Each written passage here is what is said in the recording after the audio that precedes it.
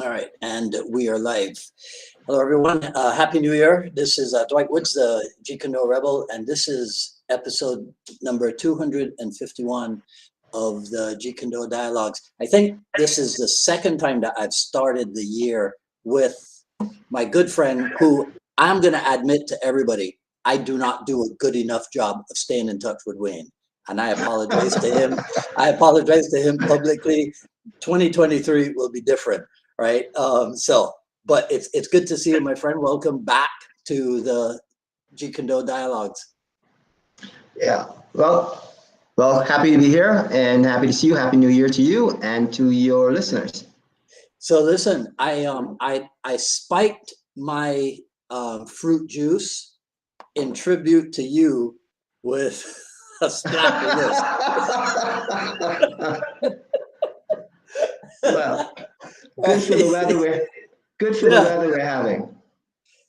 Well, I mean, so you just told me you're on vacation right now. Yes. Usually just Christmas Eve to the beginning of January, we normally take a 2 week break, Right. approximately 2 weeks from teaching, because that's the slowest period of at the school in terms of attendance. So nobody really comes out. Barbadians are very much into Christmas. It's Christmas celebrations, so nobody really comes out to train, regardless. Right. So we take that time for ourselves. Is Queen's Park dressing up still a thing? Yes, it is. I think I saw a little clip of it recently. Yeah, they're still dressed and go, and everybody goes and show off their finest. Going to the park on Christmas morning is still a thing. Yeah, I very often in the 30 years, no, wait, 37 years I've been here, I have to explain to people that, because the Hispanics do Noche Buena, so for them it's almost like the celebration is Christmas Eve, Yeah. right? Okay. Whereas for us, if I remember correctly, all your efforts are geared towards being able to go to midnight mass, Mm-hmm. right? And then for some of us, not heathens like you, but the rest of us, then we go back at 5 a.m., I think, and then maybe even at 8 a.m. again. Well, it depends on how religious you are. Yes, there are those who do the Catholics and the Anglican do midnight mass. The Pentecostals tend to do a early morning service, like Right. 6 in the morning, I think. Yeah. And then everybody congregates at usually Wolves Queen's Park to then show off their finest duds and to see who could, outshine the other as far as I who call is that, you best know what I dressed. call that? I call that the King Dial Parade. Remember King Dial? Yes, I remember King Down very well. Yes, one of our main characters, Barbadian characters, very popular at cricket. Yeah. Yeah. He's a very popular character, well dressed, immaculately dressed for cricket and other special occasions. Yes. Oh man. So okay, so you take vacation, but you don't have a summer vacation because you run a summer camp, right? Yes, that's correct. We during the Christmas, we used to do it during Easter, but now primarily for summer, we do a camp which runs. Well, we usually have 2 4 week periods. We tried it a little differently this year because of COVID and the economic impact it was having. So I think we did it like on 2 week blocks this this summer. But usually we have 2 4 week blocks that we offer, and Mhm. we run a program from 9 in the morning to 3 in the afternoon for children. And that works. That's been working pretty well for us over the years. Yeah, well, I mean that is a staple of a lot of the, I would call them taekwondo schools here. I mean, they're guys who pretty much make the money that they're going to make for the whole year. They make it in summer camp, Yeah. But I got to tell you, I was never able to pull that off. I don't know how you do it, because you pretty much are the one, those 6 hours, Monday to Friday, all those weeks, right? It's you. Teaching primarily, I teach a large portion of the classes, at least the martial side of it. But Petal does the arts and crafts, and she deals with the arts and crafts side of stuff because obviously kids don't just want to do martial arts all day. So there has to be some balance. We try to strike some balance. I tend to want to do all martial arts, but we found that having a balance between STEM, arts and craft, baking, she throws all that in. And I teach the martial arts, and it kind of balances, and the kids seem to love it. And they come back. We have some kids who've been coming 5, 6, 7 years consecutively. Nice. Who's in charge of the water sports? It used to be I would oversee it, and Petal would decide. She would add elements to it. For example, there was a year she brought a foam machine and added that where the foam all the kids were going crazy with that. So we try to keep it interesting, add different elements that would keep the kids, keep them interested and keep them motivated. We try to add some new element or to expand on something that we've been doing already to make it exciting. Like I said, man, I really admire what you do, because like I almost every time that I talk about you, I mention to people that I think that you've done something there in Barbados that I don't know that I would have been able to pull off. Because you, if I remember correctly, you were the first person to teach martial art full time, right? You're the first person on the island to make it a career, right? One of them. I don't know if I can't say for sure the first, but probably the first who was based here primarily, because I remember Liebert Matt. I think Liebert may have done it full time as well, but he would travel to the UK and stuff part of the year, so it wasn't like he was based here fully, as was I. But I would have been one of the first, probably the first person definitely to open a commercial school in terms of having a physical location that taught martial arts. That would have been me, I believe. Because I think their wushu school in St. Philip was built after I started teaching commercially in Bridgetown. So from that perspective, in terms of having a physical location and teaching from a physical location full time, that would have been me. But in terms of teaching itself, I think Liebert Matt might have been the first. You know what I just thought of? Okay, wait. So I'm hearing myself again. So that might be my internet connection. I don't know. Is that what it is? Okay. I can only assume because there's nothing else around that should be giving feedback. You know what I just thought of? Mm-hmm. We should have done what Sully Welch did and move the camera to show your setup. We should have done that. We should have done that if we had if we finished cleaning for the new year, but right now the school is a mess. Okay. Where, as you can hear my cough, I've not been well, Petal has not been well, so we're behind on getting the school. So we're right now in the process of getting the school ready to reopen on Monday. So everything is a mess right now. Okay, all right. Well, like I said, I appreciate your taking some time out for me. What's the COVID situation like in Barbados? Well, a lot of the emergency directives have been lifted, so we're not under the emergency directives anymore. Mm-hmm. It's business as usual, but with mitigating factors. Everybody's supposed to do their own mitigation as far as COVID is concerned. It's it's winter period now, so this is our tourist period. So this is our tourist season. So we have a lot more tourists coming in. So right now things are starting to peak again. We're seeing a rise in COVID. Of course, you have also flu. There's a rise in flu as well, and what's the other one? The RSV that's creeping up as well. But it's not at the alarming state right now. It's being managed and mitigated pretty well. So people are pretty much doing what back to usual. You're not required to wear a mask, although some of us still do, like I do. Right. So you're not required to wear a mask in public anymore. Social distancing is not required anymore.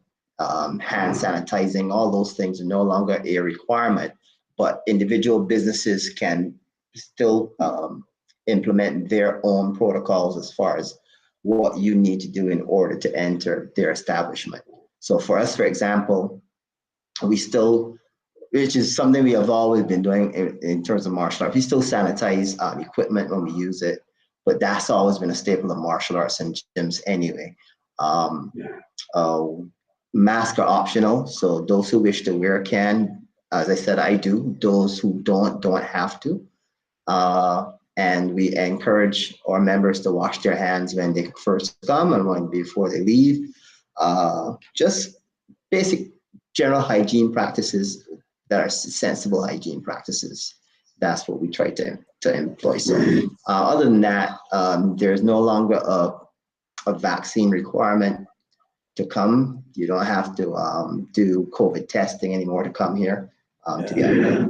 So all that stuff has been removed. So people are coming. The only challenge is that because of such the lockdown was so tight, when the restrictions were lifted, people went from one extreme to the other. So it's like, it's like totally oblivious to the fact that this COVID virus still exists and can still impact. So when it lifted, you saw a spike initially because people started to, congregate very close together. They're, weren't wearing the mask anymore and so on. And so there was a uptick in it, and then it kind of plateaued again. But now with the intake of tourists and stuff coming in, it started to peak again. Okay. But I think that we'll ride that wave because I don't, the term COVID fatigue is being thrown around a lot, and that really seems to sum it up. People are very tired of all the challenges that COVID has brought. And it has been a struggle, particularly for small businesses. Right. It's a miracle we're still open and functioning. To be honest, I definitely wanted to talk to you about that. Now, but during COVID period, you didn't get sick, right? You didn't come down. No, I didn't. Thank God. I didn't, to my knowledge. I say this, Petal argues differently. I may have come back from Thailand with it. I'm not sure. I never got tested, so I don't know. And the truth is, whenever I travel, I always get sick. Anytime I come off a plane from long travel, I get sick. It's just that this particular flu, I usually get over the flu in like 2-3 days. When I came back from Thailand, it took me like about 9 days to 2 weeks. So it lasted longer than normal. But I wasn't, I didn't have issues with breathing, with shortness of breath or anything like that. It was just a cough. It was just a cough that I had. So I may have had it. I don't know. But during the COVID period, no, I never. To my knowledge, I never had it. But again, I was always masked up. Right. I'm overcautious where certain things are concerned. So that was. Plus, Petal wouldn't allow me to do a lot of things. Because of her medical background, there are a lot of things that she would not allow. I can sleep next to her if I went around people with unmasked and stuff and so on. She wouldn't have it. So, damn. You know what they say, happy wife, happy life. So I told the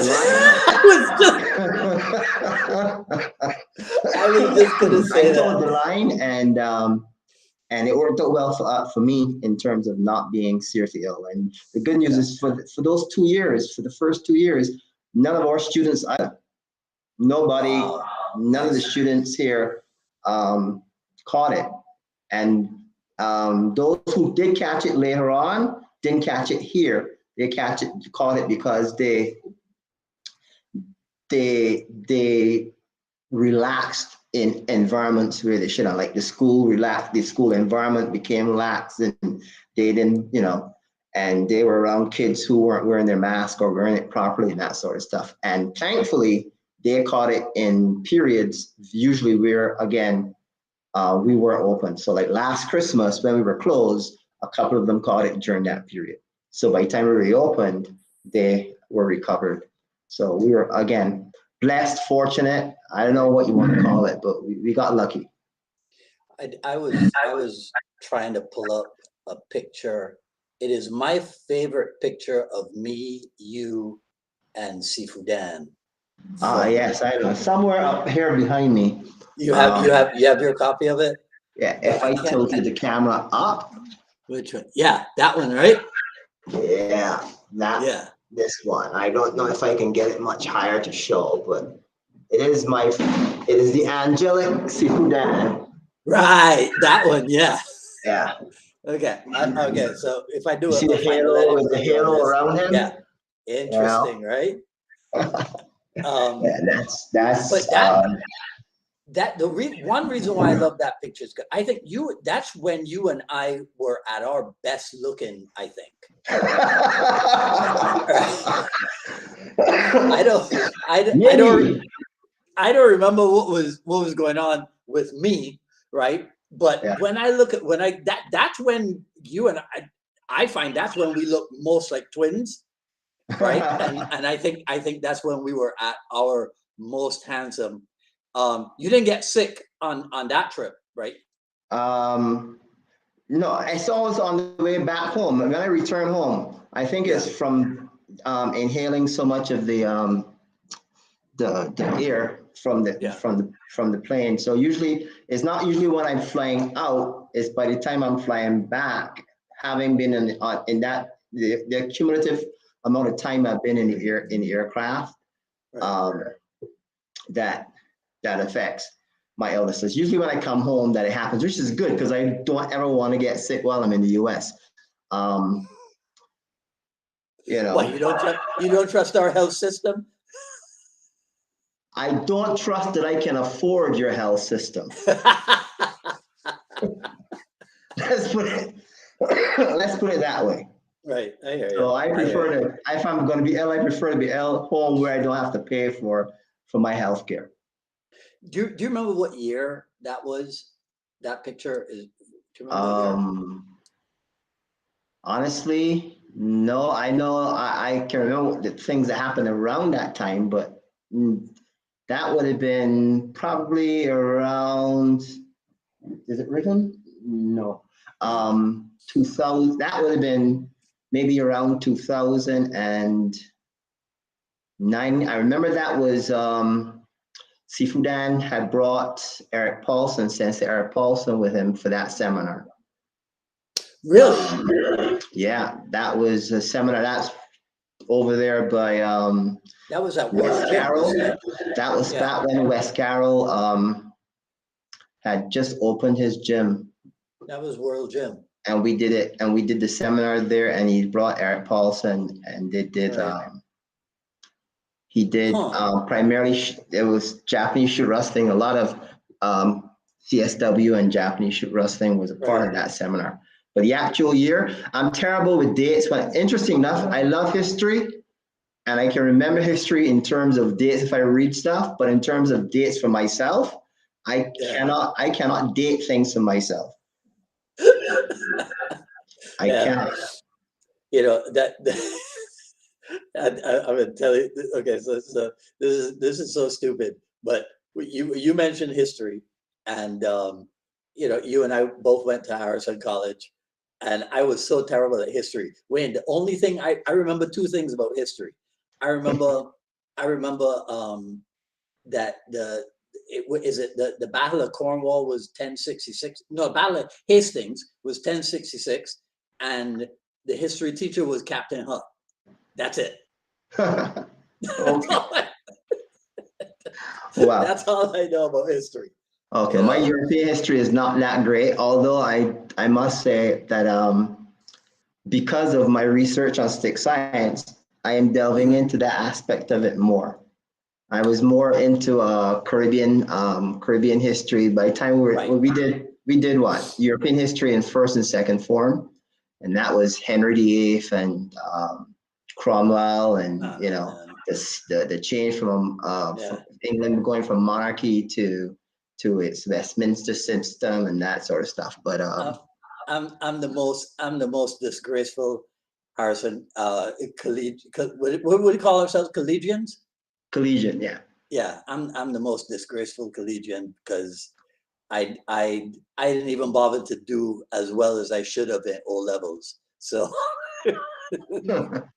Well, that is a common plight of some of us, but that's because we walk a different path. That's how I look at it. When you recognize early, you know yeah, that that your path is not the same as most, and you're not a follower but a leader, or as I say to my students, you're either a shepherd or a wolf, but we're not mhm, sheep. So right. so that happens because if you look at it, a lot of Barbadians who are well recognized in the world outside of the academic field are actually Harazonians who delve off. If you look at Spice Band, which became a very popular group, Mhm, those were Harazonians. Nicholas Branca, one of the best known bass guitarists in the world, he's also Bajan. He's also Harazonian. And there are yeah. so many others. In recent times, Adrian Green, Brian Marshall, all these are guys who went to Harrison College, but they didn't stay on the prescribed path. The Yeah. academic the academic world. Yeah, we Yeah, recognize for yeah. whatever reason that our path is different and we chose to walk a different path. But that path, having chosen that and opting to do that, we've actually created opportunities for others. We've expanded the scope of what would be viewed as traditional success in Barbados. Because Mhm, for a very long time, you said, I'm a musician, I'm a martial artist, um, whatever. The next question they would ask you was, but what's your real job? Remember right. that? Yeah, yeah, yeah. Well, what do you really do? Yeah. But now you can say, well, I'm a musician. It says, oh, yeah, Rihanna. Yeah, everybody knows Rihanna, who Rihanna is now. And you can't say, well, she's unsuccessful. And before her, Alison Hines, before her, Edwin Yearwood. Um, and so there are a lot of divergent paths that have been trailed. Harazonians have been trailblazers outside of the academic realm. And maybe if not for them, others would not have had the confidence Right. to take that route and try to Si- expand and expand themselves Since you beyond mentioned academics. Rihanna and Harrison College, right? You know who Miles Millington is? Yes, Janice's son, Yeah. Janice Middleton. Oh, yeah, our music teacher, because for a very long time she was a music teacher at Harrison College. Yeah. Fun She, fact: but Rihanna's cousin trained with me for many years. oh, Actually, fun fact. her family, because her cousin's son, her aunt, they all Yeah. trained with me at one point. Okay. Fun fact. Rihanna grew up on Westbury New Road, where I used to live, which Yeah. is now called Rihanna Drive. Yes. Correct. Now, imagine that. Imagine that. They had a choice. They could have renamed it Dwight Woods Drive or Rihanna Drive, and they went with Rihanna. What is up with that? Well, she's prettier. I'll give her that. I'll give her that. I saw a picture of her, like, I guess like when she was like 16 or 17 or whatever. I was like, man, I wish she was in my age group. I would have definitely checked that on West Berkeley Road for sure. Yeah. Well, she isn't You doing too know, bad for herself. Yes. not at all. All right, so listen, so talking about paths and what have you, right? Can you see that picture? Yes. You recognize that? August 25th, 9th, August 25th, 1985. That date I know for sure. Can't forget that date. I believe it was a Sunday. I think it was a Sunday, Yes. right? Okay. At All right. Rock So Cultural Center. right. So I'm going to tell this, I'm going to recite to you somewhat the way I tell the story of that event to people. And you tell me if I get it wrong, right? So this part you wouldn't know about, but it's 1985. So I've been with Inasano for, it's August of 85. So I've been with Inasano for 2 years and a month, right? I mean, like almost literally, because I started with him Sunday, July 24th, 1983, right? Okay, so as you might know, that was peak JKD, I'll mouth the bad word. That's when we used to behave like real JKD jackasses, right? So they're setting up the groups. It's just me and Glenn. They're setting up the groups and they're like, okay, well, we only want the heads of the groups to go up to be introduced. I said to the guy, it was a Shotokan karate guy, because I think they were the ones who put it together. I tell the guy, I go, well, I'm the head, but he's the brain. I can't really go with, I can't go without him. He's like, what? I go, don't worry, don't worry. Then he's like, okay, so what Dan are you? Because they don't want to put a second Dan in front of a third Dan when the people are going up to be introduced, right? So he comes to me, goes, what Dan are you? I go, Dan? I go, no, Dan, that's my teacher. I'm Dwight. He's like, what? I go, don't worry, I'll just go at the back. Okay. So I'm watching everybody, and you know, they got what, 10 people in their demo team. So you got a guy on the microphone and he's saying what the people up on the stage are doing. Now I'm watching all of this, and you know, we never used to rehearse anything, right? You didn't practice for anything, right? Okay, so I'm watching, and then it's our turn. So I go down, I'm on the mic, and then I jump up onto the stage, and then I jump off the stage in front of the crowd, and I go, can everybody hear me okay? That's how I remember it. Am I right? Pretty much. I remember that, yes. Pretty much, Yeah. because that was probably the most distinctive difference in demonstrations on that day that I remember. The fact that you actually engaged with the audience and talked and explained what you were doing and why you were doing. That's what attracted me to you as a teacher and to JKD, knowing that that's where I wanted to go. Having that reference, I only had one reference to JKD at that time, which was a magazine my best friend had given me. And all this talk about this guy called Bruce Lee that people were seeing on in the cinema, which I had never seen, I hadn't seen up to that point. So you explaining what you were doing and why you were doing it and demonstrating it, which was so different to what everybody else was doing, they were just coming up and demoing. You would have somebody talk, you know, as an introduction, and then they would do their whole routine. But there was no, well, what is this? There was no explanation of what it is I'm seeing, and there was no explanation of why it is you were doing what you were doing. So that was what was distinctly different for me. And that's what sold me on training with you, because what you did, you explained and it made sense. And I could see the functionality of what you were doing. And I could marry what you were saying with what you were doing, which is one of the biggest challenges I've always had with martial arts over the years. In that what they show you or what they teach you, and then what they expect you to do and perform in the actual time for sparring or fighting occur was very often so different. Yeah. You know, but what you demonstrated, what you explained, married. And then when I went to learn, I was learning what you were demonstrating. and it was working, and Right. that was a big thing. That was a big thing for me in terms of where I was, because up until that point, up until that day, I had been going around checking other martial arts schools, trying to determine where I was going to join, and I pretty much settled on at Caru's Kempo Karate Right.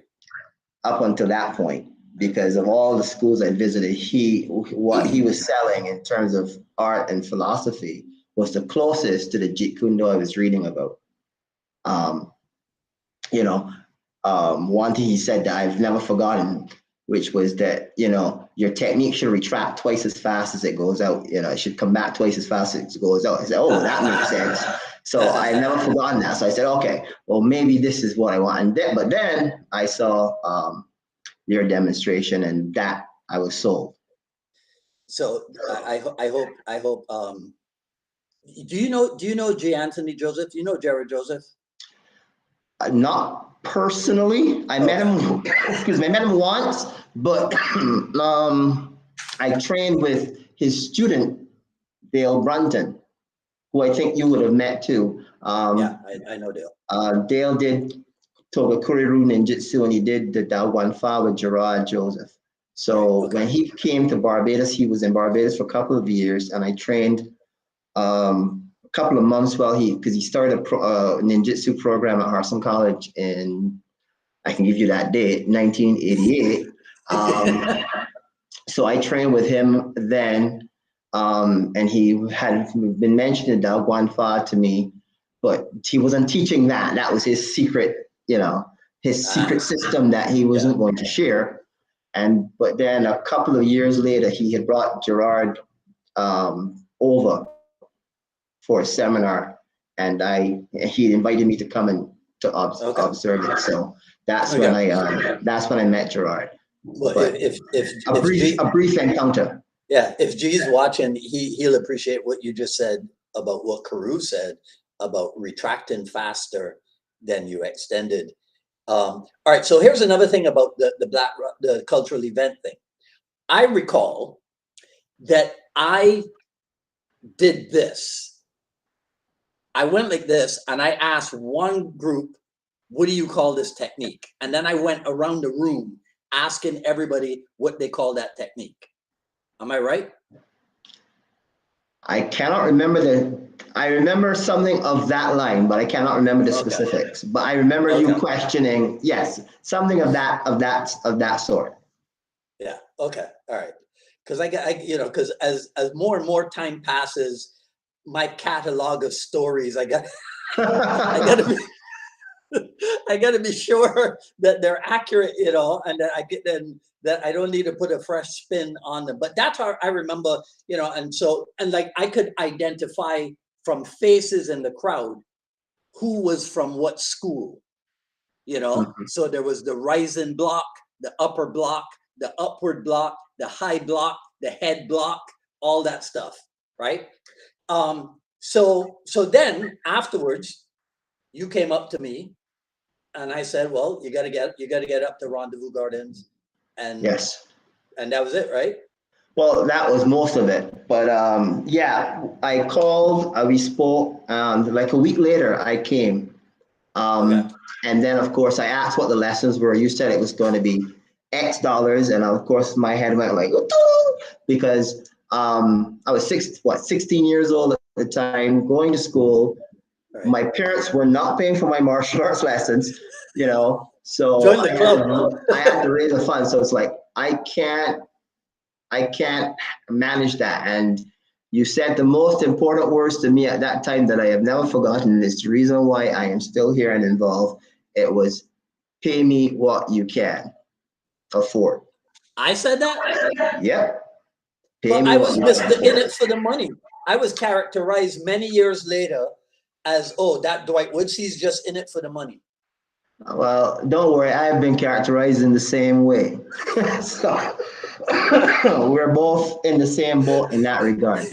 But I've never forgotten that, Yeah. And that's the reason why I could train, because I couldn't afford the cost of the lessons, and there was no argument as to the value of it. Certainly, it was worth what you were asking, but because I had no means of, I had no one funding it, I had to find my own way of doing that. And thankfully, you facilitated me, and I was able to pay a percentage. I won't go into what percentage or whatever, but a percentage of what was asking, and I became the most diligent and devoted student at that point from that time on. I think ultimately you were the only student.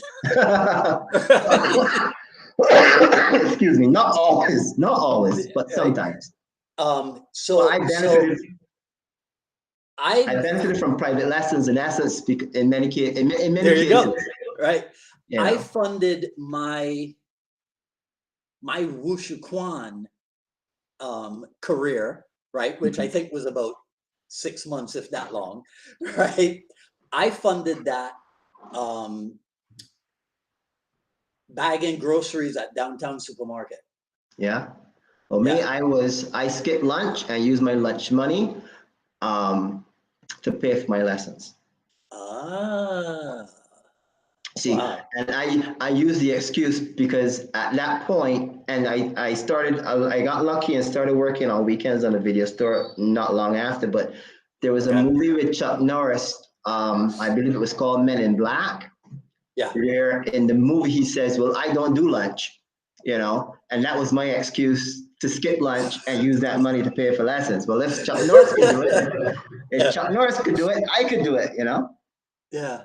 And that's interesting enough, that has held me in good stead now, because now I'm at the point where I don't eat before 10 o'clock. Intermittent fasting is a big thing now, and for me that works. So my body got used to the idea of eating within a particular period of time. What time do you finish eating? Unfortunately, very late. Sometimes it can be 12, it can be 2, but I don't go to bed until sometimes 4 or 5 in the morning. I don't know how you do it. I shouldn't do it, but that's just how it works out. Yeah. I mean, when I look at the videos on your page or on Instagram or what have you, and I see how much teaching you do, right? What is the secret to your not having burned out?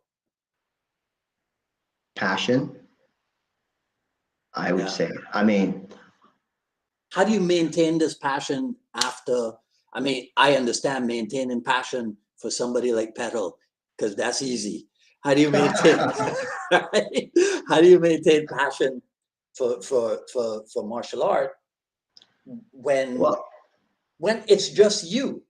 You know what I mean? Well, this is how I look at it. I am forever the student, and I suck.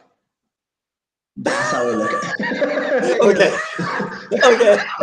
That's how I look at it. See, right. As a student, I suck. Relatively speaking, right? Yeah. So for me, teaching was always the means to an end. It was not the end in itself. I taught because I had to teach, not because I wanted to teach. Right? I needed training partners. There was nobody else doing what I was doing. So in order for me to advance, I had to get other people interested and teach them what I knew so that I could further myself. So that was the initial motivation. And that has always propelled me forward to get people to a level where they can challenge me enough that I could go further. And then the teaching became a part of the learning process. So the better I was able to teach, to convey, to get people to understand, to get them to their best selves, the better understanding I actually had of what I was doing, what I was teaching.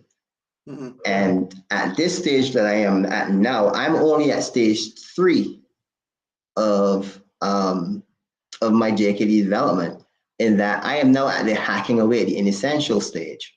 So I'm not even anywhere near where I think I should be, Yeah.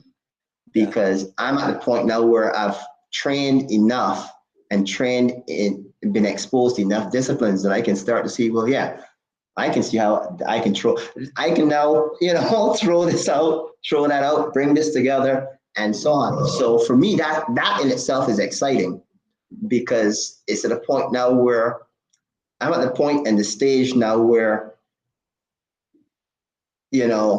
I'm back at where, as Simon Law was saying, my body is not, my mind is not, my body is not up to the standard of what my mind wants to do. You see, that Simon Law quote, because now I'm at the age where things that I could do easily Right. in my 20s and 30s are a bit more challenging to do. I can still do them, Yeah. but does it make sense to do them? I can do them. I don't know. I saw you doing some spin crescent kicks the other day. I mean, look fine to me. Yeah, but if from a functional perspective, if my life was on the line and I hit somebody with that kick, would it do the job? Yeah. So that's how I have to assess what I'm doing, which is, again, maintaining that real world element to the training and the JKD. This is something I keep telling my students that I have. You see, Right. there's a lot of material that we have. There's a wealth of material that we have been exposed to. Mm-hmm. Do we need it all? No, because the process was never about accumulation. It was always about um, distillation. And so, how do I take what I've been exposed to and use it to express myself honestly, not lying to myself, right? In a way that I know that if my life were on the line and it was a question of today I live or I die, Yeah. this is what I'm going to do and this is what I can pull off. And this is what I know will work for me, because there's a lot of stuff that I love to do. And in the classroom environment, it's great. And I love to do it in the classroom environment. But I constantly tell my students, you're not training for the classroom.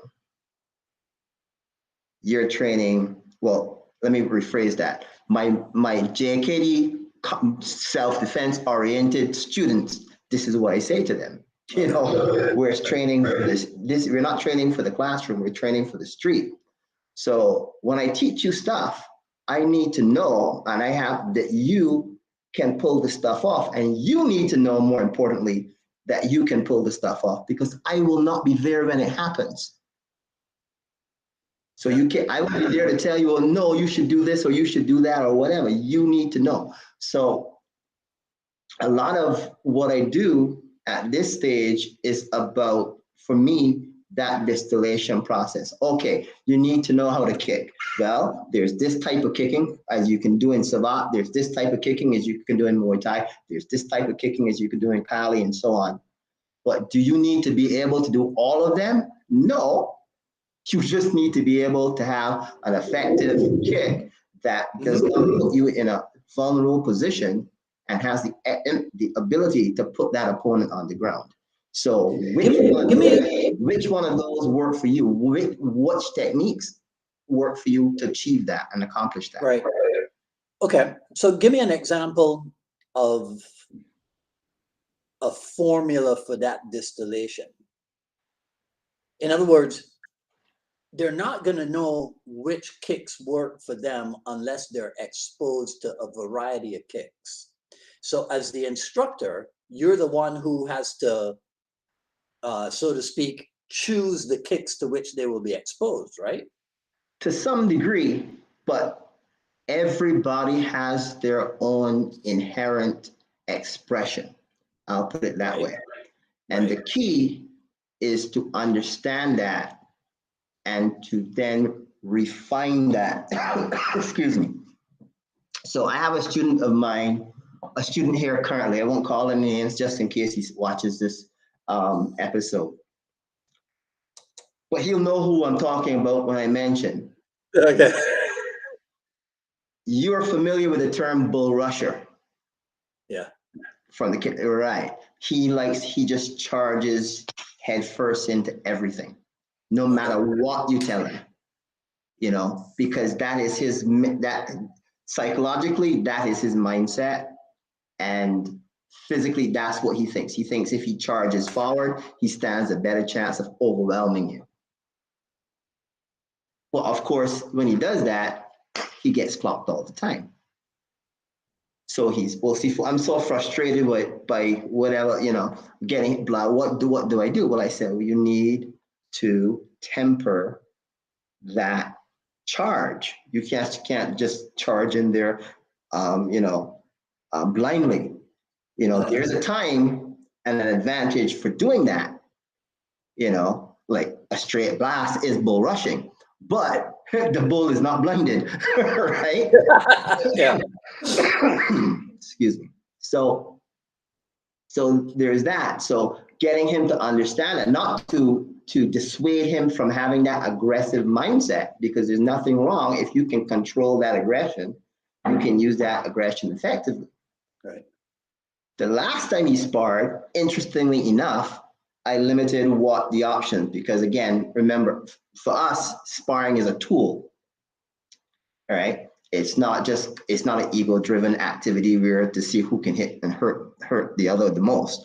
It's an opportunity to try things, to experiment, to see what works, what didn't work, why it didn't work, and so on.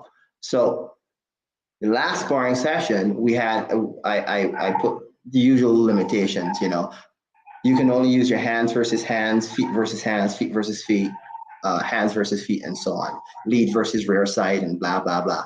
Usual things that we do. And he discovered two interesting things. One, that he actually prefers to kick, and he's more comfortable at kicking range because of that limitation. So now he isn't charging anymore, and we have worked on defensive methods. I've shown several different ways to defend against the hook kick. So at one point we were sparring the hook kick. The opponent can only throw low line hook kicks, middle line hook kicks, high line hook kicks. Now he can go high and middle, he can go high and low, and so on. And we worked the bomb Gurk series, we worked the lock Gurk series, we'd worked decollage from Savat, and so on, different options. And then they were to try and experiment and see what came out of them. He pulled off the bomb Gurk naturally. That and the shield, because a complement of the bomb Gurk is a shield tuma. So he started to pull those off. He couldn't, the other things he couldn't, but so now he's experimenting and he's discovering what works for him. And when he did that, then he followed up with his hands. Then he was more successful, because after he got his kick in and off balance his opponent, now he could go in with his hand combinations more confidently and not charging, because he's in control of the situation, because he's not running into a wall every time he comes in anymore, because he created an opening for himself, an opening for his hands where he could be confident then to move forward and to pressure forward with his hands, but using the kick as an entry point. And so that worked for him. And then in terms of what kick, well, you just look at the mechanics that the student has. I teach them mechanics in terms of, well, the hook kick mechanic, the round kick mechanic, and so on. But then you're going to see, I have students, I have kids. If you look at some of the video, sometimes we post on Instagram, some of the kids, hook kick looks more round, looks more Muay Thai-ish, Right. and some of them look more Savatish. Does it matter? I don't care. You know, once the kick does its job, see, which now takes us into a whole other discourse about the way people train today as the way we trained before, because it's interesting. For me, I thought I had discovered something new. And then when I started going back to the Old Testament, I realized that it was in the Old Testament. So I was like, shucks. Yeah. You know, I'm just reinventing the wheel in a sense, which was when we drill hook kick, when we drill defenses, hook kick defense, lift kick defense, and so on, very often the standard is inside or outside, kick the kicking leg.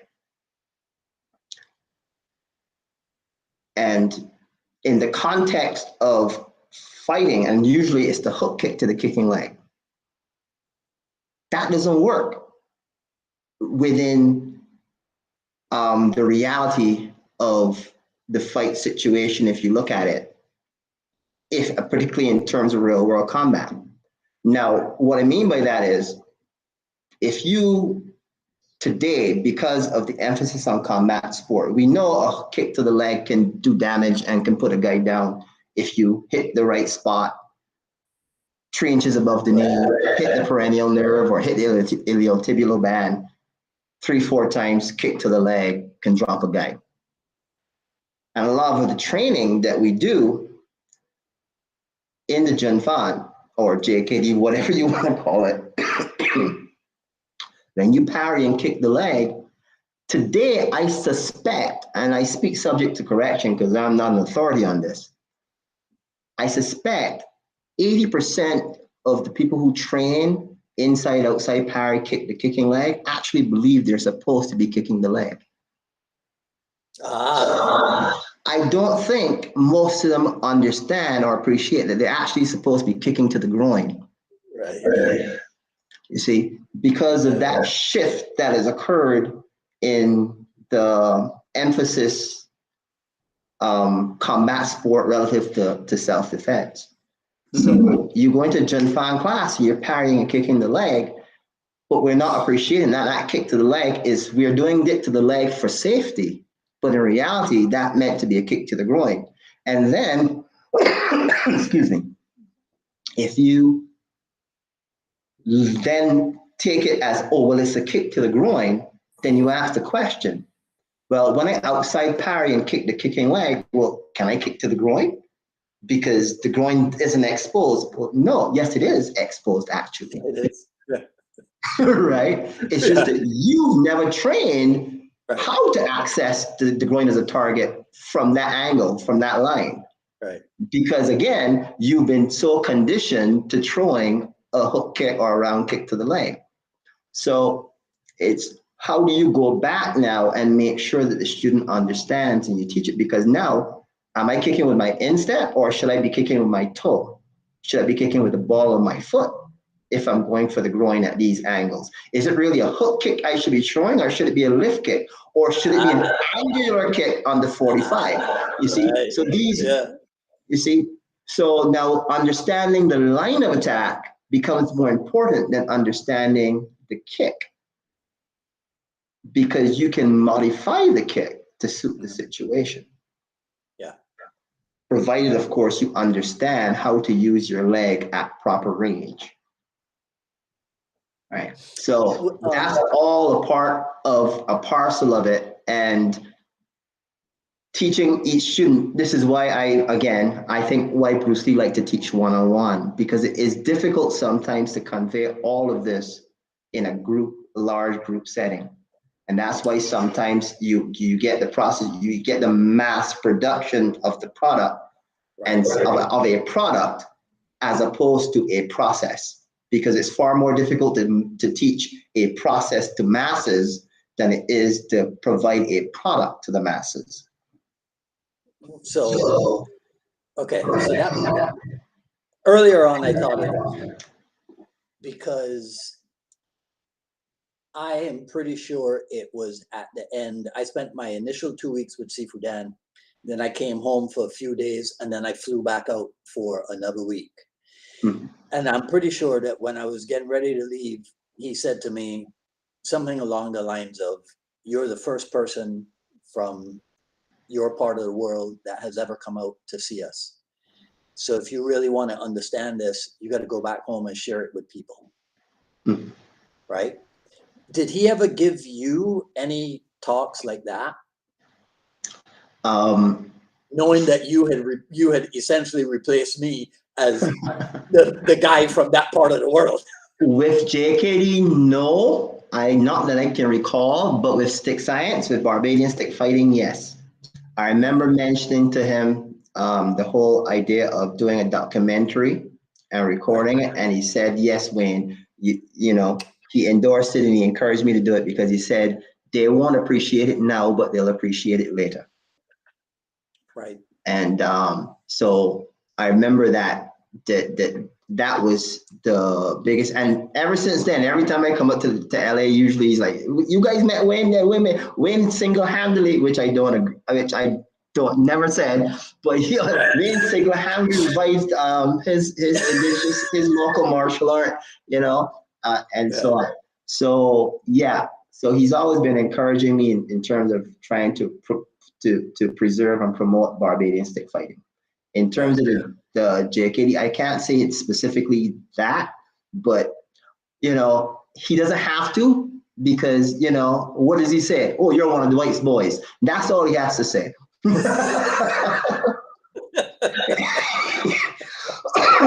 that pretty much says it all, you know. That's it. Oh, you're one of Dwight's boys, you know. Yeah. So he will call him and say, "Well, let's see how the Barbadians do some brother," and that type of that kind of stuff he said, you know. Yeah, and so you said that you've started to look then at, I guess, what they call the historical European martial art stuff. Yeah, well, because I'm looking at the origins of Barbadian stick fighting, and very often there's been a strong push to convey the African influence and the whole origin of stick fighting, Barbadian stick fighting from the African perspective.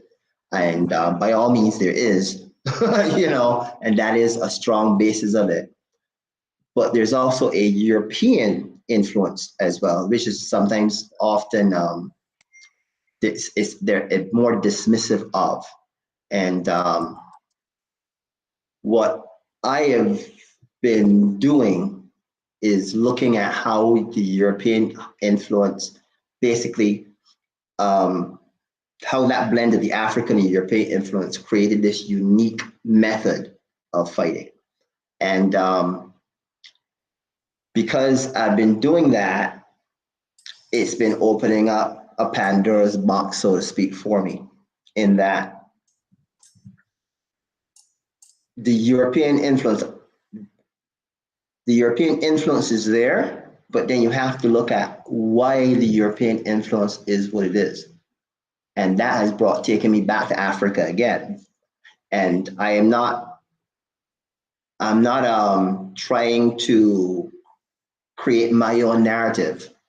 So I am researching to verify information, and then present that information, and and then eventually you will decide. So by that I mean, if you look at the European fencing and stick fighting methodology, up until the Renaissance period, there was a specific way in which Europeans fought. Post-Renaissance, there's a change. They've gone from double-handed sword fighting to smaller blades, more refined movement, and then they have a whole developed system of fencing, which is primarily influenced from the Italians. So in other words, most fencing, whether it is Parisian fencing, Germanic fencing, English, Spanish, if you look at it, most of those schools imported Italian fencing masters to teach. It isn't that they didn't have their own fencing styles, but for some reason they recognize Italian fencing to be the most effective and most prominent. Right. So that's where my research is taken, and the research is asking, well, why was Italian fencing so is so well reputed, and why is it everybody wanting to learn it, and what was different from it relative to what was being done in the rest of Europe? And one of the things that the research is taking me to is looking at that whole Iberian Peninsula, Portugal, Italy, Spain, to a lesser extent, France, Germany, and seeing what happened there. And if you look at the Renaissance, and well, again, I'm still researching this, so I'm speaking subject to correction. You will discover that the Moors invaded Europe and ruled Europe for, I believe it was between 400 to 900 years. And that is what catapulted the Renaissance. And that's where you started to see the change in European landscape in terms of agriculture, in terms of their buildings, and in terms of their fighting methodology. And it was the African Berbers, the Moors who came over were not Islamic Moors in terms of Arabic Moors. They were African Moors that the Muslim, the Arabs hired African Moors to invade Europe. So it was the primary, a lot of the African, a lot of these what they call Berbers who actually were operating within that European peninsula, that what they call the Iberian Peninsula, for several hundred years. And so my question is, you know, they brought a whole host of knowledge, which led eventually, you know, to Columbus sailing around the world. Where did he get that, the maps and everything else, to be able to know that there were other lands and to sail? Well, he got that. A lot of those maps and charts came from the Arab world as a result. And irrigation in Europe, that was, again, from the Muslim influence. And so the Toledo blade, which you call the Toledo blade, is actually Damascus blade, I found out, which is also, again, taking you back to Africa. And then you have the fighting systems, I believe, African fighting systems influence the fighting methodology and the fencing. And so that's what I'm researching at this point and having to verify, because it's really interesting. I don't know if you know the book called A True and Exact History of Barbados, which was written in like 1623 or so by Robert Ligon. But it's a very, very thorough book on many different aspects of Barbadian culture at that time and life at that time. And one of his accounts is of two slaves fencing. And he says, you know, he was, to the person he was writing to, he said, you know, they were fighting in the style of, again, subject to correction, chevalier, which was actually one of the more popular fencing styles in Europe at the time. He said, if you saw these two guys fighting, they were fighting like in the school of, so these were two African slaves back in the 1600s. And the question then becomes, well, why is it that they could assimilate so well their fighting methodology within a structure that made it look so similar to European methodology? And maybe it's because they had the same root. So maybe what they were doing, maybe the art had two pathways, one through the Iberian Peninsula, through Europe to the Caribbean, and then one directly from Africa to the Caribbean. And the reason why our stick fighting is the way it is because we could see the similarity or the origin of each, which is one of the reasons why were African slaves so quickly able to ingest and assimilate Christianity. Maybe because the stories that they were being told of Christianity reminded them so much of the stories they already knew. And maybe therefore they could ingest and adopt it more easily because they knew for themselves the truth of those stories. Right. Because if you look at historically in the context of slavery within the New World, transatlantic slavery, who was more Christian? The slave master who would lynch and barbecue slaves, or the slave who would breastfeed the slave master's child? So who demonstrated more of a Christian principle? Okay. I gotta ask you two things. One, is there any European influence in capoeira?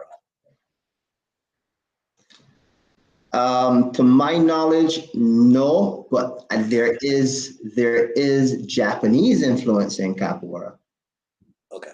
because Mestre Bimba took jujitsu techniques and incorporated them into capoeira, which is kind of funny because, and I probably get knocked here, especially when I say amongst jujitsu practitioners.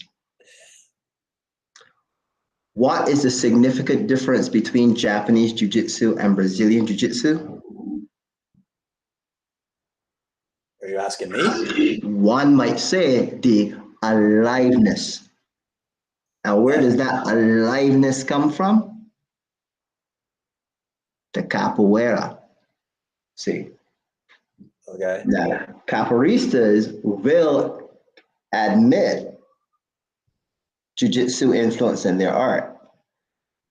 I have yet to meet a Brazilian jiu-jitsu exponent who will, will give credit to capoeira being an influence to the art. All right. Now, the other question is this. If somebody just listened to the last 10 minutes of our conversation, right, with you waxing effusively about Europeans and fencing and Berbers and Africa and Arabic influence, and then we moved on for a short period to capoeira and jiu-jitsu, Japanese jiu-jitsu and Brazilian jiu-jitsu. And they go, wait, I thought this was supposed to be a conversation about Jeet Kune, right? Mm-hmm. Somebody was to make that comment to you. What would you say to them? Would you have anything to say to them? I would say you missed the point.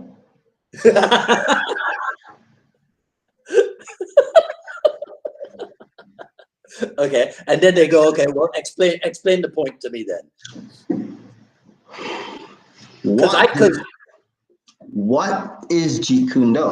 It goes back. We go back to that question because Jeet Kune for me is being, not doing. Right. And what does that mean, being? Right? Because again, going back to something I said earlier, expressing myself honestly, truly, not lying to myself. Mm-hmm. If you understand what Jeet Kune is, then you can have any discussion about anything and you can find Jeet Kune there. Many years ago, and I'm trying to find it, I'm trying to find it, I have it on video, but I tried to find it online and I could not find it. There is an interview with Eddie Van Halen many years ago. I have it on VHS somewhere because I used to copy anything that reminded me of JKD philosophy. Mm-hmm. I would record and keep. That was me. Being here on the island, limited in access, I had to basically source anything I could find. So there is a quote, there is an interview with Eddie Van Halen when he talks about how he never learned to play the guitar formally. And he says, I never learned it from formally, never learned it from a book, because if I learn it from that book, then I'm limited to that book, to what's in that book. And I don't want to be limited. I want to basically be able to express myself. See? And for me, that was Jeet Kune Do. All right. So when I research stuff in any form, that's a part of a learning process for me.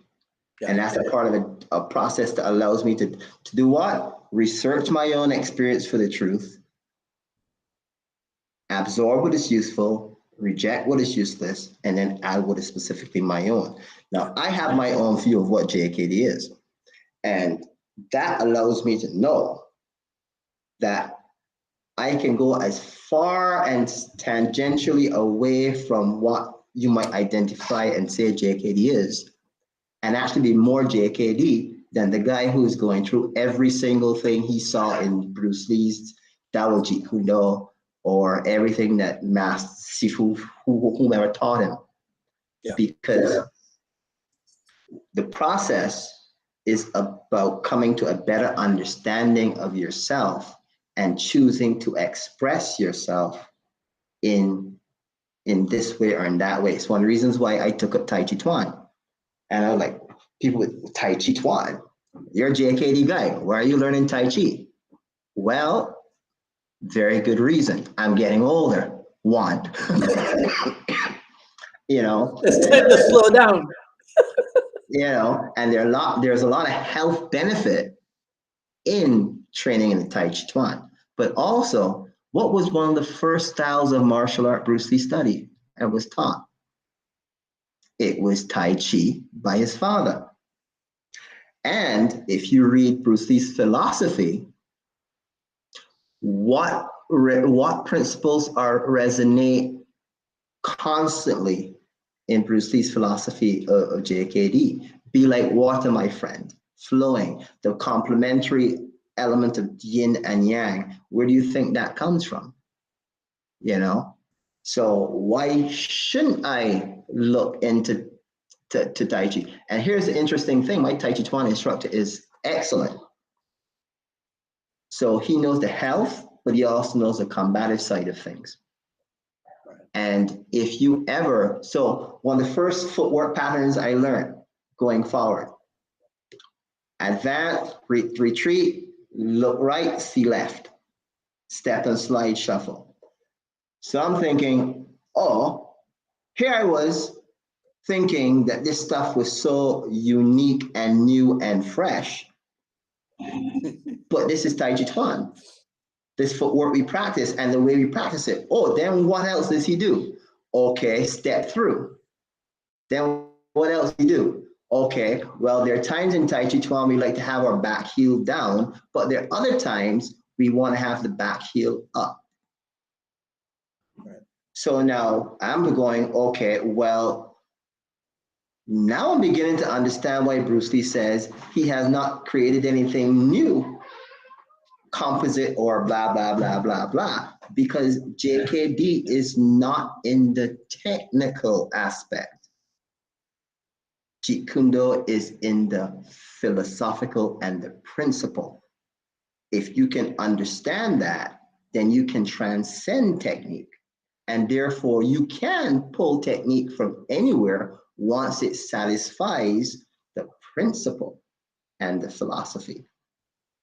You see?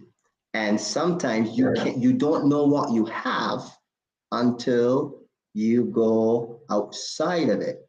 Outside of it. So you don't know how good your Jeet Kune is if you stay in this bubble. You see, which is one of the problems that we have today, because,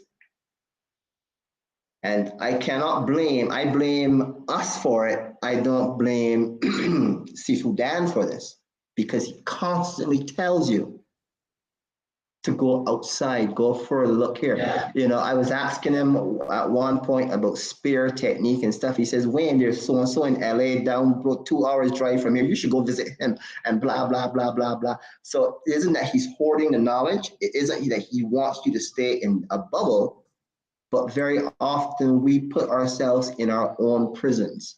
We create our own prisons for ourselves, and we're so comfortable in there that we think that we're free. And that can happen very often with us in Jeet Kune. We can get so used to what we do and doing it with people like us, and we're critical of the other styles and the other systems of doing that, and we fall into the same trap ourselves of limiting ourselves to just this thing we think Jeet Kune is. So if you're not doing the 1964 material, or you're not doing the 1967 material or whatever, then you're not doing Jeet Kune. Right. But if you I remember when I used to be critical of our good friends from Marine House, right, back in the day. until I heard about their summer training where they used to be in the horse stance until they pass out doing reverse punches, right? I was like, shoot, I ain't never done that. So I think there might be something to the way these maniacs train. Yeah, I mean there is a lot. Sometimes when you're on the outside looking in, your vision can be clouded, and sometimes you have to go through the experiences. You know, there is something I learned years ago when doing chemistry at school, which was that no reaction is an important result. So sometimes you try stuff and you come out of it saying, nah, that's not for me. But the actual process of going through the experience was valuable. Right. You know, this is not to say that you know something. It's not like I'm going to go drink poison and then go to the hospital and die, you know, and be in the hospital for months to go, oh no, drinking poison isn't good for me, you know. Yeah. But there's some things that you have to experiment with before you can knock it. And there are some things you want to try because one of the important elements of Jeet Kune? Efficiency. So we should constantly be asking ourselves, is there a better way? And if the answer is no, then we keep doing what we're doing. But if the answer is yes, then we should be willing to adapt, to change. But we will not know if something out there is more efficient or if something out there is better than what we have if we don't go looking. If you don't keep really looking. Yeah. Yeah. Wayne, if you weren't doing this, might you have been a philosophy professor at Cave Hill campus? Possibly, or a historian of some sort. Yeah. You know, possibly. Like I said, I loved history and I do love philosophy as well. So it's very possible that might have been the vein in which, although at one point I wanted to be an architectural engineer, I like the idea of making and building things. But in terms of what comes easiest to me, history and grasping the philosophy behind things, again, the idea behind something, why this works this way, why this person might have thought that way. That's always been it. Did you go to UAA after A levels? For 2 years, I went twice. I did a year, dropped out, went back, did another year, and dropped out again because it just wasn't for me. And not that I have anything against learning. It was that the options were not there. I was doing it to be doing it, as opposed to doing it because there was something I wanted to do. The programs that were being offered there were not really of any interest to me. It was just the thing to do. So I went and then I did it. It wasn't that I failed, right? I passed most of the exams I passed, and that was in many cases without reading the books. No, honestly, because I would go to the tutorials and I listened to the lecturers, and that was my thing. You know, I always found it more interesting to listen to what lecturers had to say than to sit and read the draft text. Economics is not that sexy.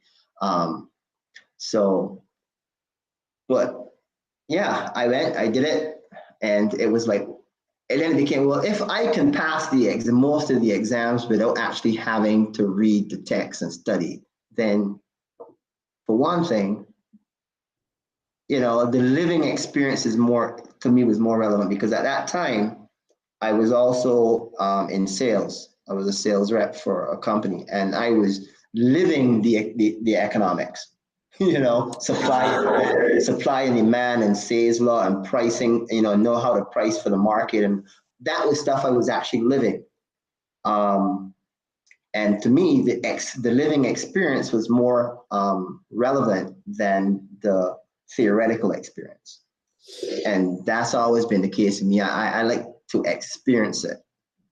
So in terms of martial art, even that's it. I don't want you to tell me about this technique, that if you do this and if you hit here and do this, that the guy's heart is going to shatter and blah. No, don't tell me about it. I want to experience it. I don't want to die experiencing it, but I want to get a sense of, if you say this punch is effective, well then show me, let me experience, let me hit me in my chest and let me feel that punch to know that, yeah, that punch actually is more effective than this thing I'm doing or whatever. And for me, that's always been it. The experience is always more important, relevant than the theory.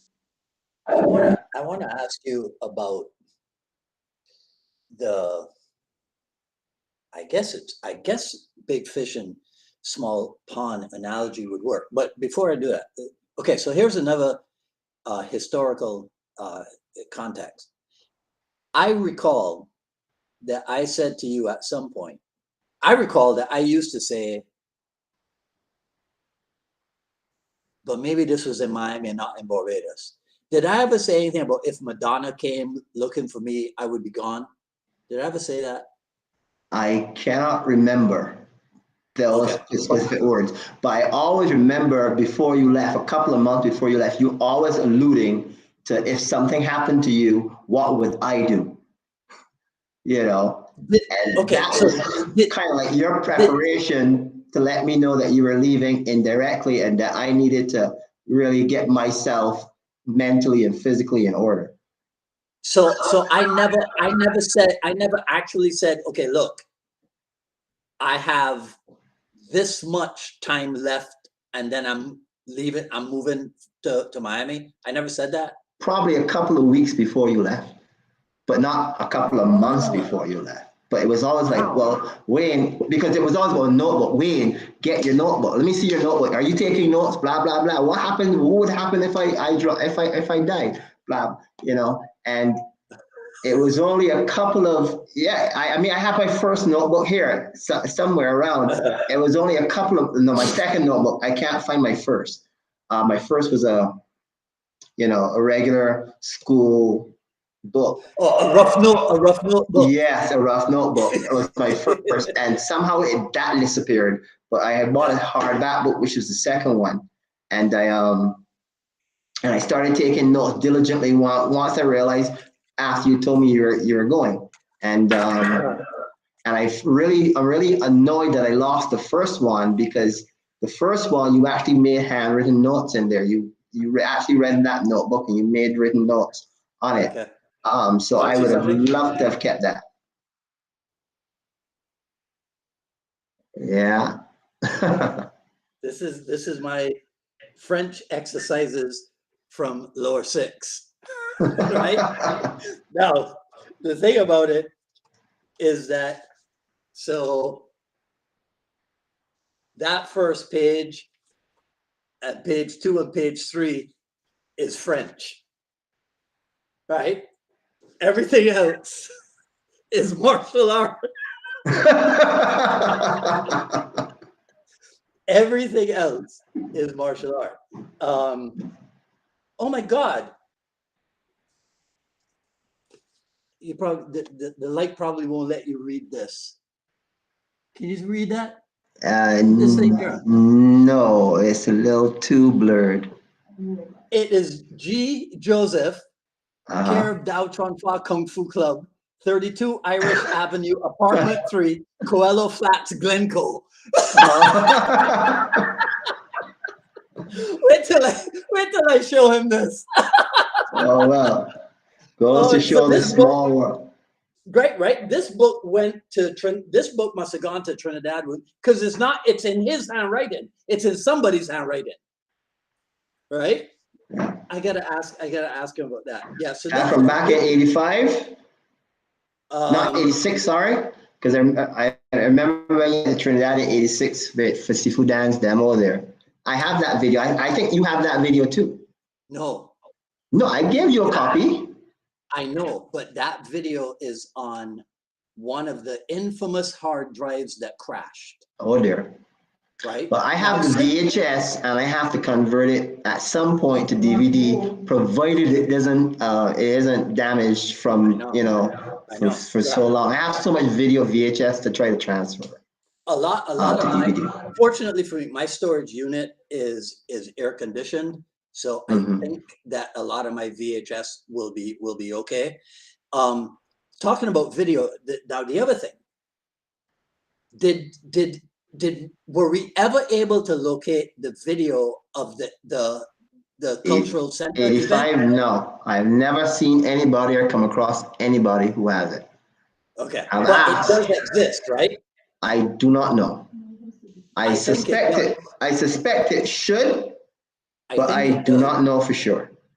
Okay, But because here's nobody what have I remember. asked. Nobody have asked so far seems to have it or be aware of it. Okay. I remember. I have pictures. I have lots of photographs from it, not just photos from you.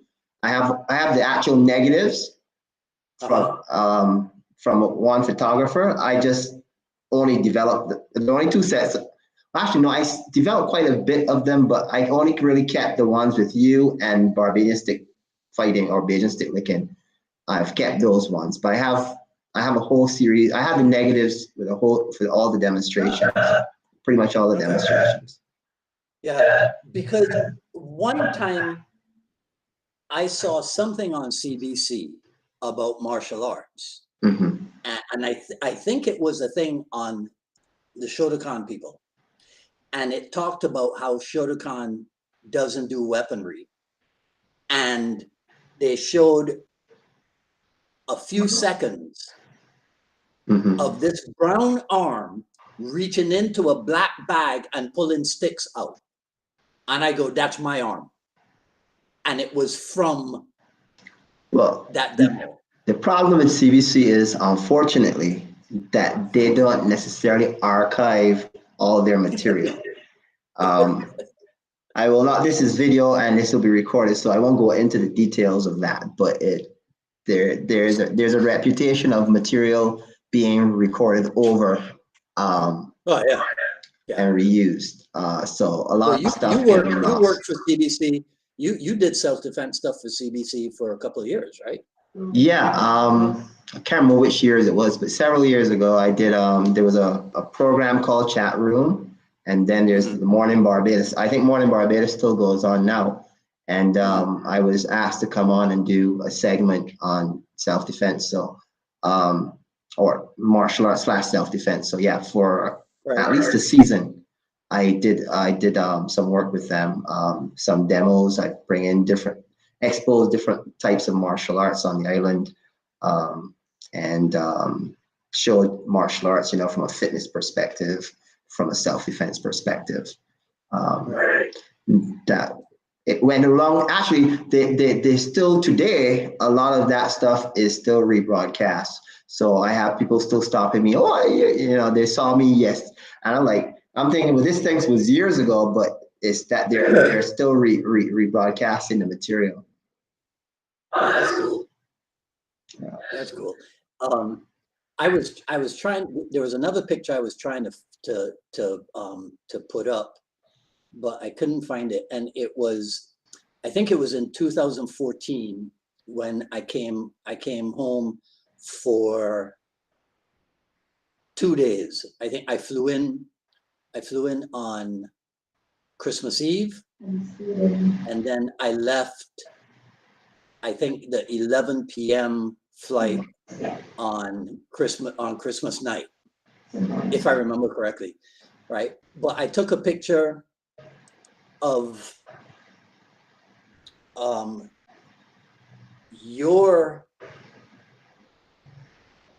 no, wait. Did you train in 2 different spots with me or just one? Can you remember? 2. On top of Rendezvous Hill and at the bottom. And then Rendezvous Gardens. Okay, yeah. Right. Okay. Yeah, that's what I thought. But so you didn't train in the first Rendezvous Gardens location, the one where I have the old high hook kick. Side kick or hook kick or something. Yeah. A very slim trim you. Yeah. So okay. So what's the plan for 2023? Anything? Just keep doing what you're doing, but improve on it, or is there anything major?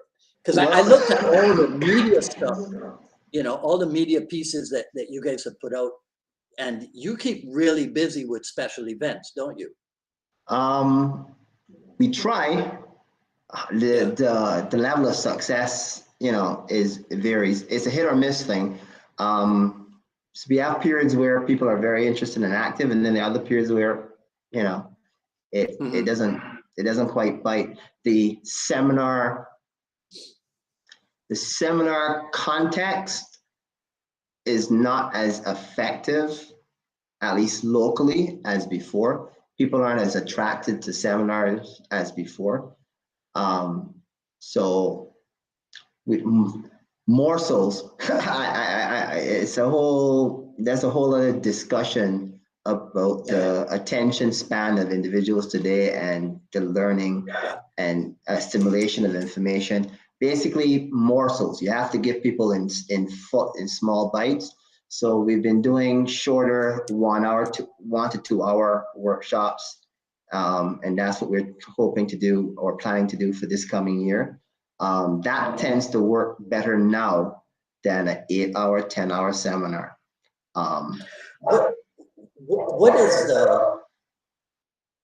What's the national self-defense state of mind? Right now, from my perspective, and I only can speak from my perspective, I think most people are on one or two extremes. They've either, as I like to say, surrendered their protection to a external party, Mhm. or they have no confidence in being able to effectively defend themselves. And by that I mean the gun culture is becoming so prevalent that,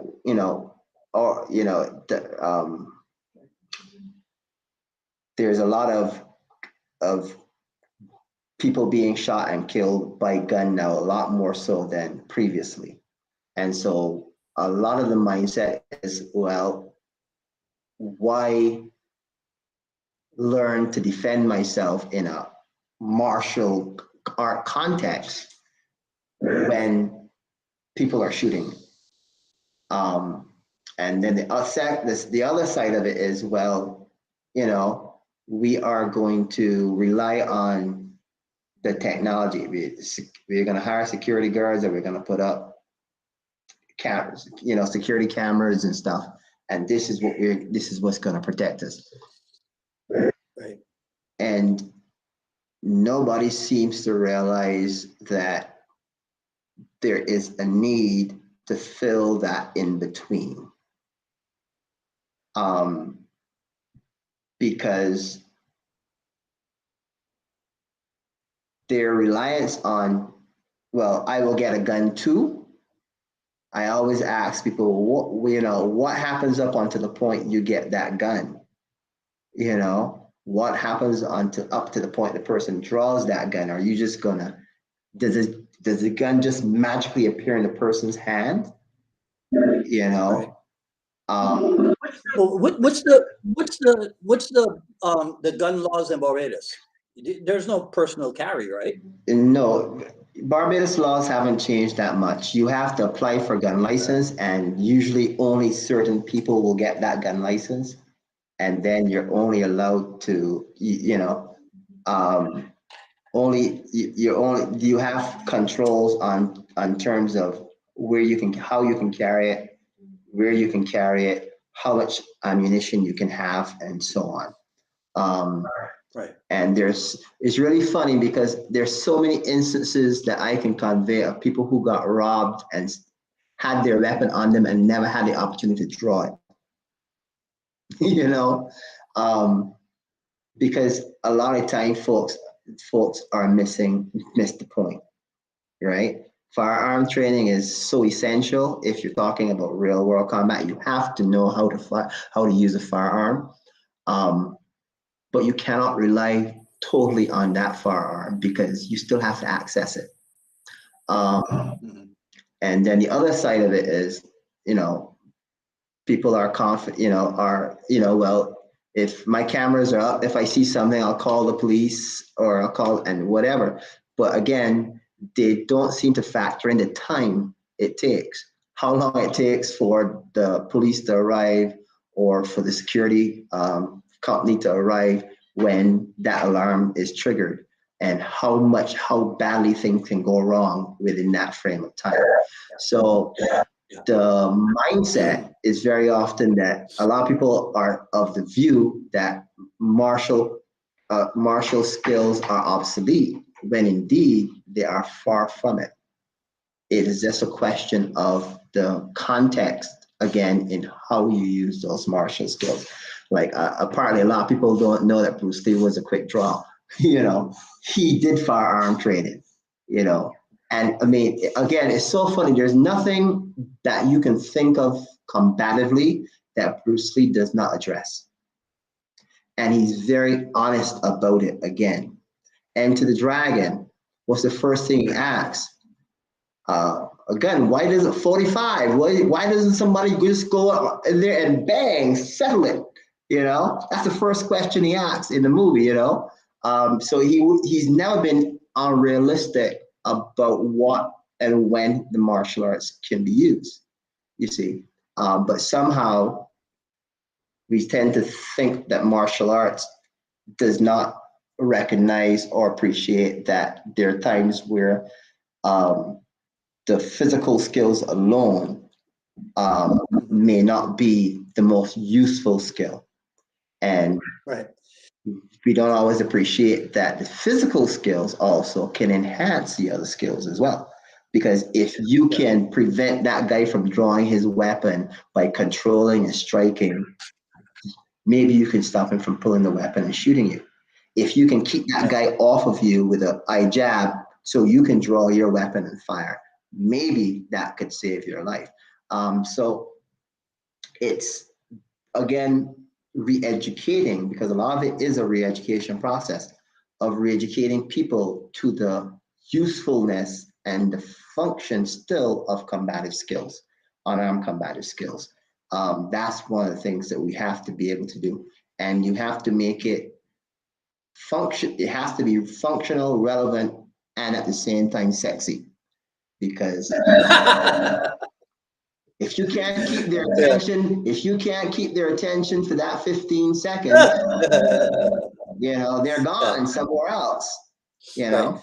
What about kickboxing and boxing competitions, and that was that stuff put on hold during COVID? Because of COVID, it was very. Martial arts had a very, very difficult time during COVID. It was almost as though we were being penalized in many ways, because we were the first to be closed. All contact activity had to cease, and we were the last to be allowed to resume, to get back into action. And there was, while the government was doing this, there was practically no financial compensation from government for closing down. And I think, again, a part of it was the culture and the ignorance of the people in authority, because I don't think many of them saw martial arts as a profession. So I think many of them viewed it as, this was something you did after your regular job. So we didn't really need to consider that there are people who would be out of work, and then they were so ignorant of martial arts that the first mandate they had was that all martial arts were banned except for Tai Chi. I mean, literally, this was in the emergency mandate that came down in writing. That no martial art could be practiced except Tai Chi. And you know why? Because some smart person visualized Tai Chi as a bunch of people in the park, distance, going through these movements on their own. You see? So that was okay during COVID. but the other stuff was too close contact, and too risky. So I had to write a whole article and do a whole bunch of lobbying to get that changed. For them to facilitate and allow martial arts to resume. Nice. I suspect then that, okay, let me ask you these two things and then let's wrap this up. My recollection again was we had in the old days 6 opportunities, 6 maybe weekly or bi-weekly or whatever opportunities to watch Kung Fu films, because there were double features at the Globe, at the Plaza, and at Empire. That's how I remember it. Yeah, well, by the time I could go to the cinema, it was still pretty much that, except that the Empire had been closed by that time. So you had the Olympic Cinema, you had the Globe Cinema, and you had the Plaza. But the Plaza tended to have the best Kung Fu movies. That was really the place to go. I think you're right. Yeah. What was the Olympic is the one closer to town, right? Like that was up behind the Parliament buildings. Right. Like close to Roebuck Street or what have you. Yes. Okay. Now, what was the name of the cinema outside of town, up in Eagle Hall? Was it? Eagle Hall? No. No, not Eagle Hall. Actually, the Roxy. Because in doing my research on stick science, that was one of the locations where stick fighting competitions were held. So it's now a supermarket. So I went to the supermarket to see if I could get any old pictures of the Roxy. And the only thing they had was a painting that somebody had done in the 80s. And the painting where was the Roxy? The Roxy is basically on the corner of Eagle Hall and Black Rock Main Road and Eagle Hall. Right. That intersection. I still know my town. Yeah. So I have a actual painting that has the Roxy, and on there in the painting there are billboards for movies. So that's how I knew it was a cinema at one point. Okay. Because I never knew that up until that point. I always thought it was. I always thought it was a performance facility, but not a cinema. But it turns out it was a cinema at one point. Have they knocked down the old Empire building, or it's still up? No, that's still up, and I think they're planning to do something with it now. Yeah. But 8 years ago, they were planning to do something with it. Well, so I heard. They have done stuff with the environments. Where the plaza used to be, now that is a whole cultural area that they've developed. I can't remember what it's called right now. And Independence Square, they've developed that as well as heroes, as a kind of like a hero square. So I know they're planning to do something with the Empire, but I don't know what. I can't remember what, and I don't think they've started on it yet. Do kids nowadays in Barbados know anything about the Vista cinema or Rudolph's Drive-In, or what was the other drive-in? It became the Globe Drive-In, but it wasn't originally the Globe. Was it Olympus Drive? I think that might have been the Olympus Drive-In at one point. No, was it Olympus? No, it wasn't Olympus. The Vista Cinema was in Hastings, right? Yes, the Vista. I remember. Right? Vista was. I only went there once. I ever went there once, I think. Do you remember what you watched? I can tell you exactly. I mean, I went there more than once, but I tell you what I watched there. It might have been Mighty Joe Young or something along that line. I watched Jaws at the Vista. Yeah. I remember I watched Jaws at the Vista. And there was Rudolph's, I think it was called Rudolph's Drive-In, which is up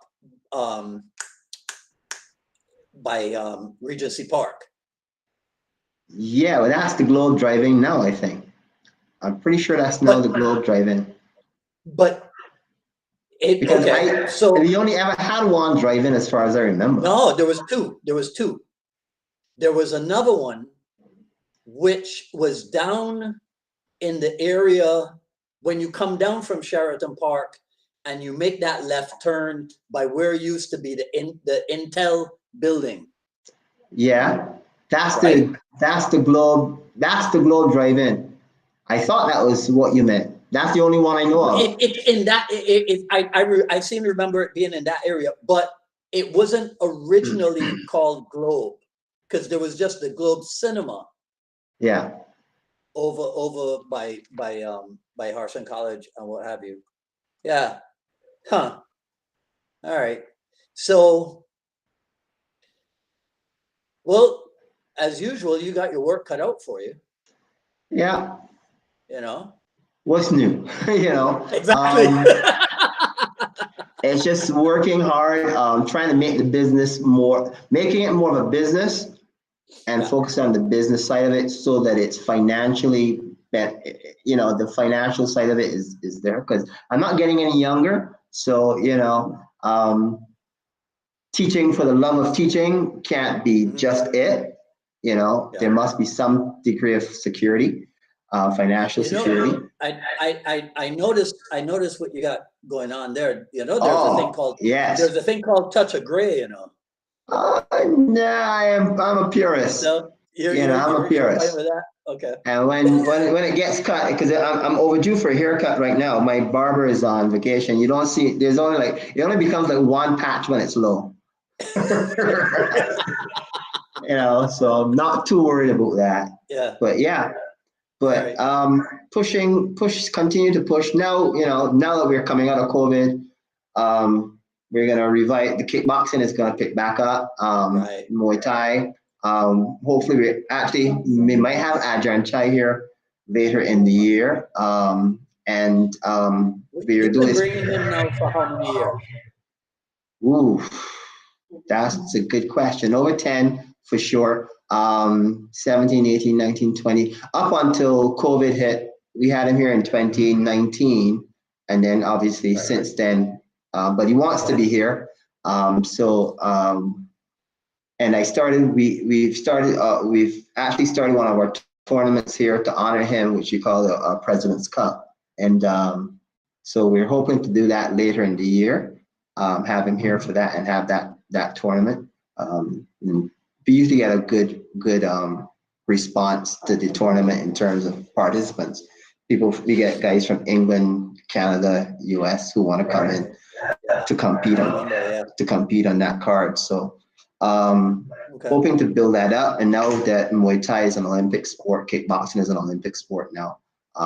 Hopefully that is going to open some doors in terms of greater governmental support. So, and apparently the National Cultural Foundation now is also trying to revive stick licking. So we'll see how that impacts on that particular martial discipline. And what generally speaking, what martial arts are available on the island now? Shotokan is still there, I'm sure. Yeah, Shotokan, American Kempo, Universal Kempo is still here. Taekwondo, Judo, Sanuki Jiu-Jitsu is still here. Most recently, Brazilian Jiu-Jitsu. We have a 4th degree black belt now here on the island, teaching Brazilian Jiu-Jitsu. Wushu is still here. Tai Chi Chuan, Wing Chun. Wing Chun is still here. Wrestling is now, that's also Olympic sport, and that's been reintroduced in a sense. I have to say reintroduced because again, in 1620, whatever, Ligon spoke of the slaves wrestling. So that's been a part of the tradition for a very long time. Boxing, of course. Do you remember Maxi Baldeo and the Kyokushin guys? I remember Maxi Baldeo not as a martial artist, but as a musician. and Okay. having music and echo store. But I remember somebody mentioning to me that he did martial arts at some point. Yeah. Mac, Mac, he went to school with my brother Daryl, and Yeah. so he came by the original rendezvous location, that backyard. Yeah. Okay. A couple Well, of there times. Yeah. recently was a revival, because a reintroduction of Kyokushin recently. There is Sensei Harloxley, and I don't know if you remember the Chus, or I think Chus or the Chos or the Chois, depending on who you're speaking to. Mhm. But he was one of the original persons who was involved in Kyokushin here. Then he moved to the United States, but his family has a lot of businesses here. And maybe 8,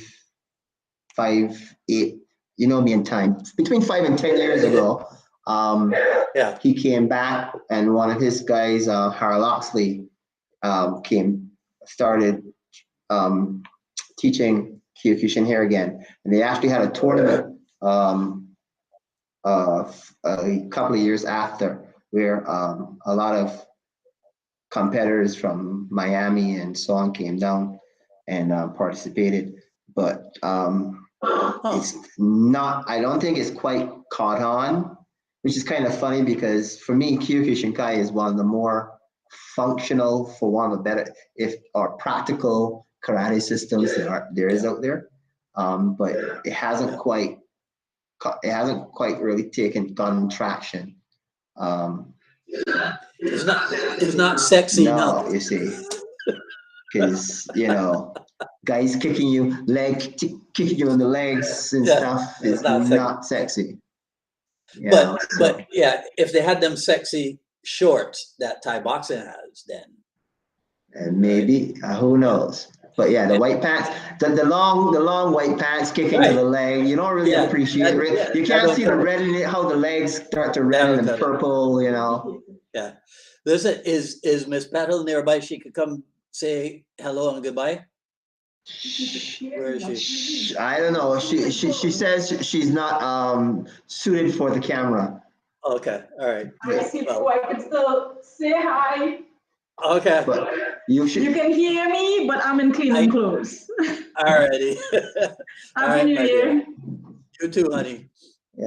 So All yeah, right. she's been here all along, whispering in my ear, commenting on everything you were saying and asking, just totally distracting me at some Okay. points. But Oh wait, yeah, but she's been okay. around. This is the true last question. Alex Huisman, I wanted to know from you, what's the worst thing? Shoot, I didn't write it down. What's the worst thing that you learned from me, or what was the worst experience you had training with me? Okay. The worst experience I had with you was the punch to my gut that I I got. hit you. Yes, and Why? brought with tears to my eyes. I cannot remember.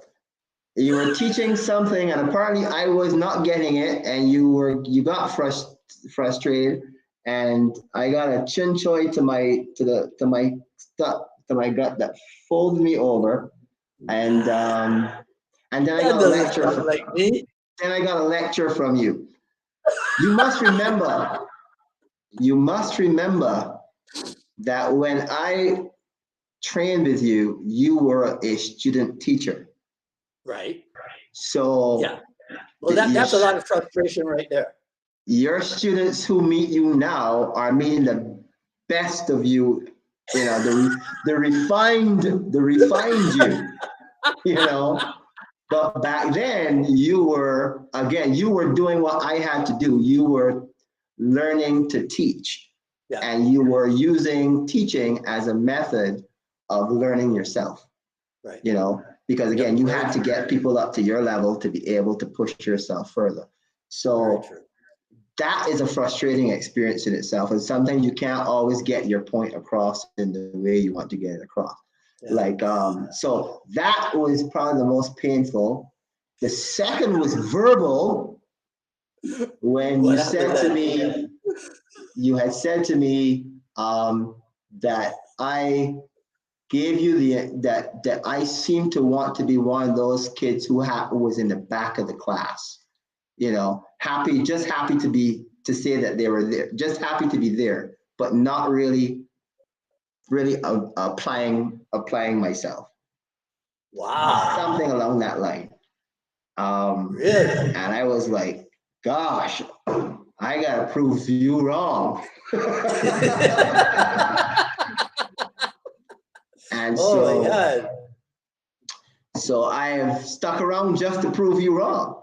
Apparently, Right. Yeah. because I'm still, 30, You're still around. 38 years later, I'm still here. Yeah, we're going on 38 years. So I realized only a couple of days ago, this is my 40th year. This is my 40th anniversary with Sifudan. Congratulations. A lot of people can't say that. Yeah. Oh, I just found it. He says, ask him what he hated most about training under you. That's what Alex wanted. What I hated most what you hated most. Thai training at the time with the perma-built Thai pads. Because again, you were a student teacher at that point in time, and those perma-built pads were so heavy. And you made me keep them up for the entire 3-minute round. I could not put my hands down. I remember that. And it made me hate Muay Thai at that point. I only really started to love Muay Thai when you left, after you left, and when I came to Miami to visit. And then by then you had mellowed, you see, and then I fell in love with Muay Thai. Up until then, I did it because we used it for conditioning. That has always been, that was one of the main reasons JKD people use Muay Thai at the time as a conditioning method. That was that was the thing. That was white, right? Yeah, man.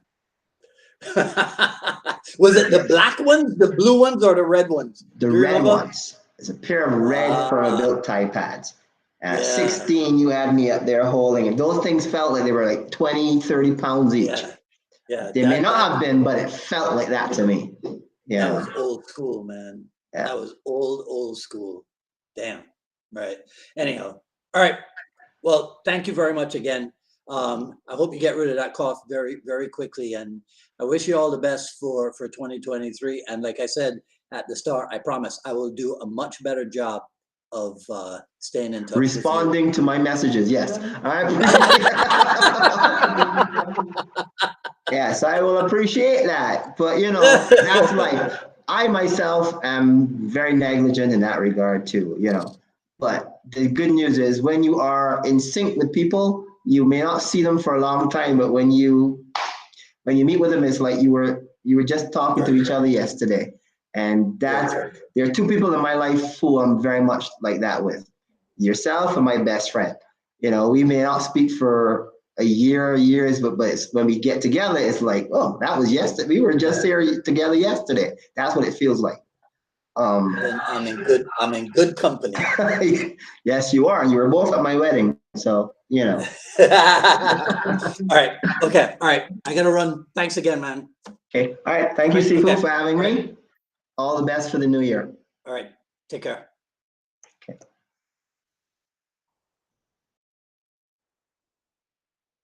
All right. That's my boy. And that was episode number, where are we? 251 of the Jeet Kune Dialogues. So I'll ask Wayne to take a look at any comments that you guys might have made, and if there's anything that we need to talk about, we'll do that. And that's it. I'm pretty sure Mahipalunia is on with me next week. I'm pretty sure. I just gotta confirm that. So you guys know the deal. Follow me on Twitter at Dwight Woods, on Instagram at Dwight D Woods.